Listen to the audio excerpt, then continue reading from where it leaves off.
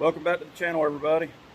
On today's video, I'm going to be installing the airbag suspension onto this 1964 Chevrolet Impala. Follow along and watch me put these bags on. Also, if you guys would please hit the thumbs up button and hit the subscribe button, I would greatly appreciate it. It helps the channel out. I'm going to start here on the rear of the car. I've actually already undid the shock from the rear axle, and I've got the a transmission jack up under the rear end. Of course, the car is sitting on the lift, and I've got a transmission jack up under the rear end of the car, and I undid the shock, and I used the transmission jack to help let the tension off the rear end. That way the shock, if you don't have some kind of way of supporting your rear end, the spring in this car can actually go flying out if you just let all this off at one time, and it could kill you, it could hurt someone really bad. Anyway, I use this transmission jack to let this rear end down nice and easy and get the coil spring out from inside the holder of it. Okay, now that the coil spring's out of the way, we're going to remove the factory bump stop from the rear. You won't need it any longer either. To get it out, it basically, it just pulls out. I mean, it's got a formed piece of rubber on it where it slides up into a slit there on the frame. But there you can see, you just pull it out. I'm going to assemble this upper bag mount onto the air spring or the airbag. You got your fitting, you need to put it in the bag. It's already got like some Teflon stuff on here, but I always just go ahead and use some Teflon tape on here and some thread sealant, just to double, be double sure that hopefully have no kind of leaks on this at all.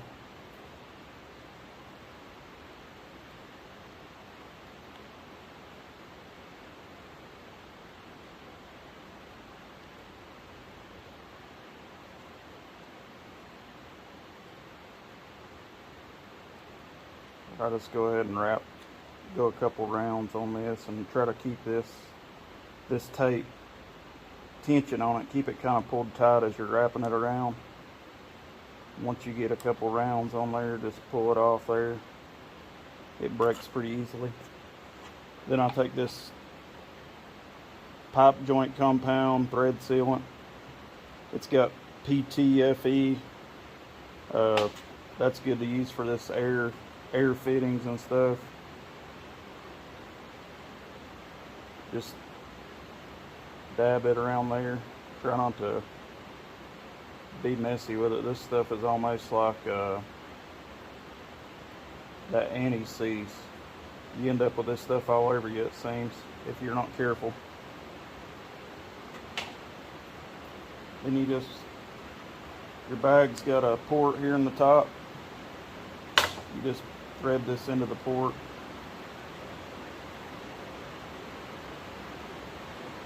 And you get a wrench and tighten it down.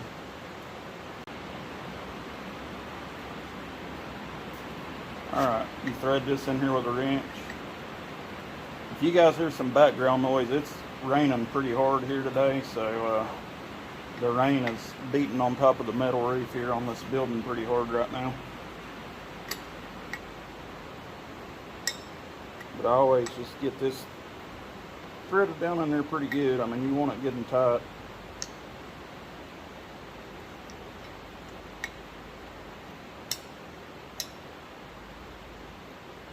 Alright, that should be good.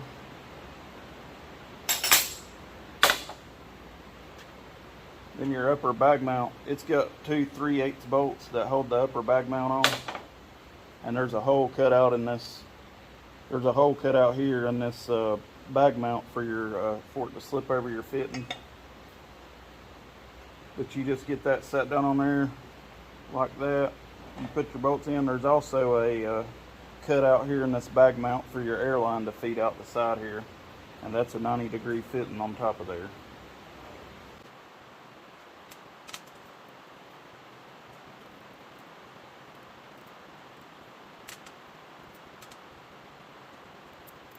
You want to put a light washer and a flat washer on your 3816 bolt. And you just get those sorted down the back here.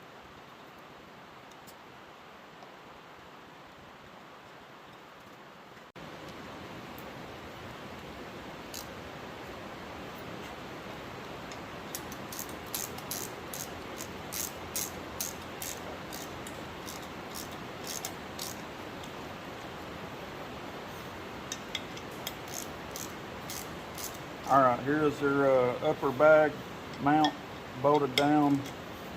Got the bag fitting in the bag. Now we're gonna put this up into the car and we're gonna get this air spring bolted in, or airbag.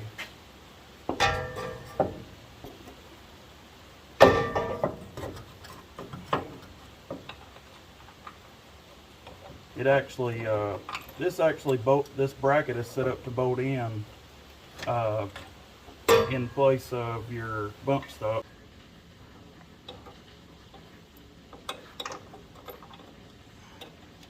The exhaust is in a terrible place right here on this car. It's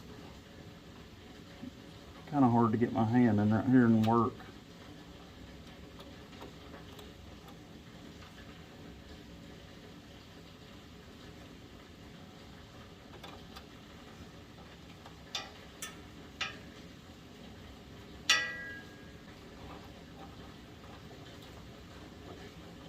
Okay, I got this nut started on there now.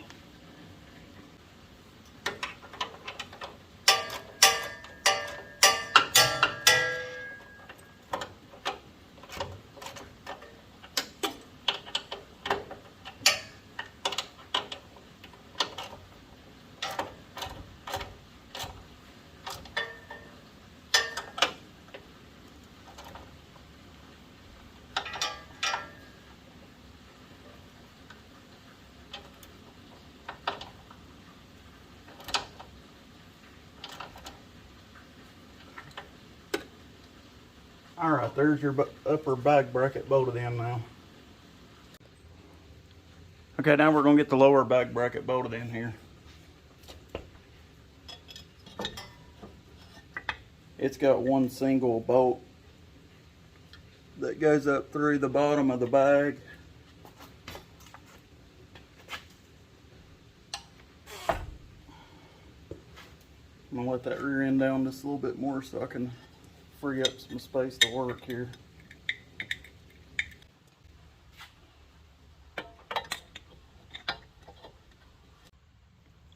Okay, I've got this lower bag bracket all bolted in now.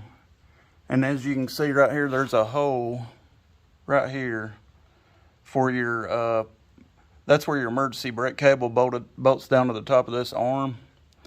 And it's threaded actually there, but it's not big enough. So what I'm gonna do is, this is actually designed for a 3/8 bolt. The bracket is, I'm going to open this hole up here with a drill, just drill up through here and then bolt all the way through the arm, the bracket and the arm. And I'm also gonna tie the emergency brake cable back down there with that.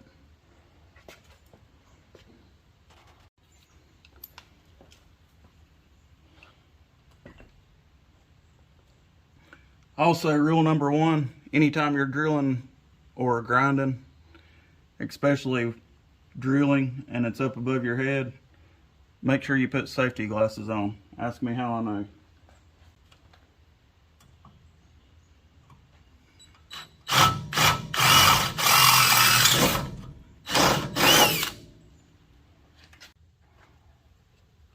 Okay, now we're going to get this lower bag bracket bolted in. I had to modify this bracket just a little bit for the emergency brake cable that's holding it down.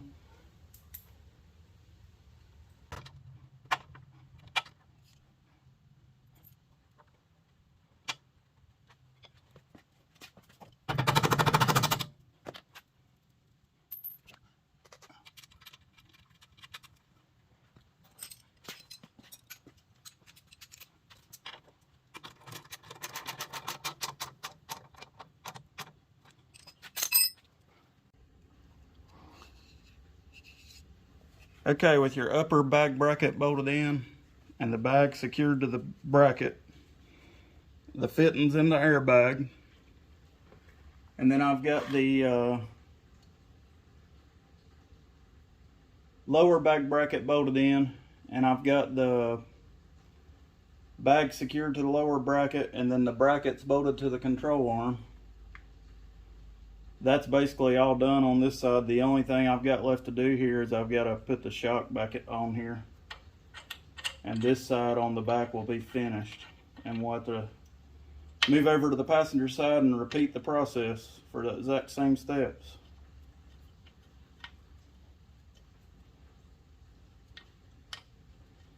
It's not too bad to do. It's just, you know, a little time consuming on some of it, but there's not really a lot of modifications that have to be done to airbag one of these cars.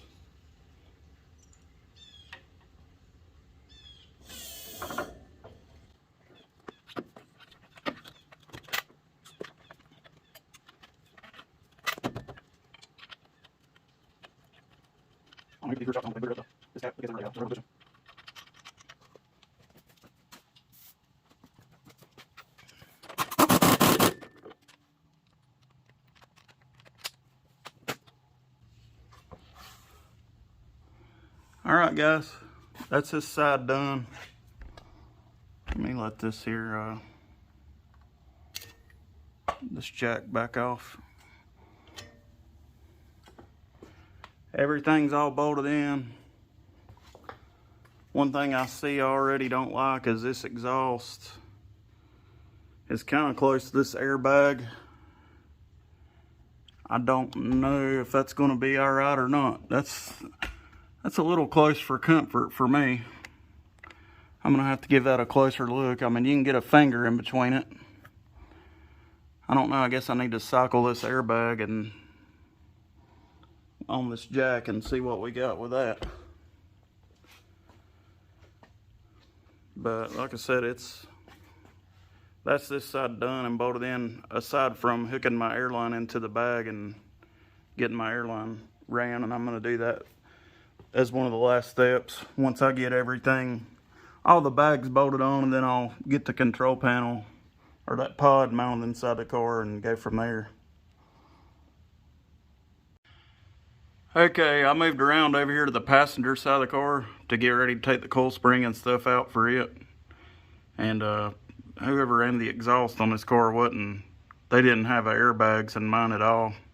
I mean, it's pretty much touching the coil spring. That's not going to work with the airbag. So I've got to call into the owner of the vehicle. I'm going to have to, but regardless, the exhaust is going to have to be cut off on this car, at least up under right there. He can put turn downs on it, or it can be took back to an exhaust shop and someone bend a little better and configure the exhaust just a little different to get up into, kind of more over into this area right here. You could get more over into here and come up and around and get your clearance, but what it's got, the way it's ran right there, that's not going to work for airbags, so I'm going to have to get that out of the way.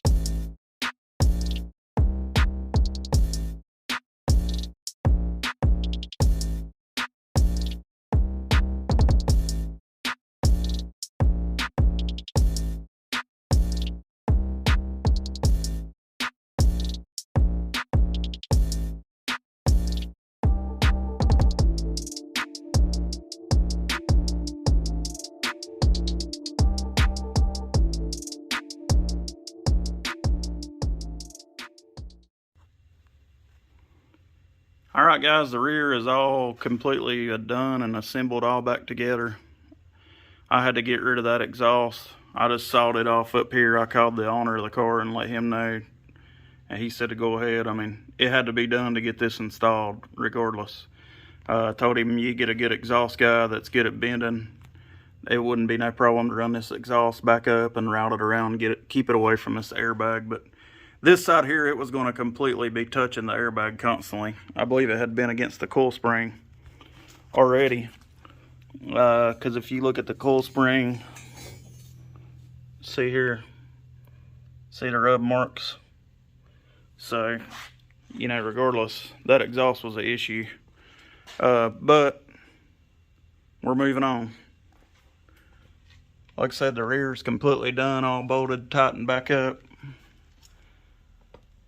The only thing left to do there is hook the air lines into the bags and get those routed. I'm gonna move on to the front now. Okay, I moved up here to the front of the vehicle. Honestly, I hadn't even looked at this thing really hard or thought much of it, but this kit's designed to work with stock control arms. Someone has upgraded these to tubular control arms. So it's going to make the lower plate going in just a little bit different. I may end up having to weld it to the control arm. Still shouldn't be a big deal. It's just probably not going to go right in like like it would with the originals. The other issue is the shock mount. It's made to, it come with a stud that is made to bolt through the flat plate. Like you drill a hole in the flat plate on the stock control arm here, and your shock would mount from here down to here. Your shock would mount from the frame. It come with a relocation bracket that goes to your frame up here, and your shock comes down and bolts to your lower control arm out here, rather than being inboard like it is right now. I mean, obviously you can't have it that way with a airbag in that area there. Anyways, just gonna have to do some mods. I mean, that's just the way it is. It's it's custom, and that's hot rodding. That's what it is. I mean, a lot of this stuff just doesn't go right in. You have to do some fab and make it work. But let's get started tearing this front down and see what we get into with it.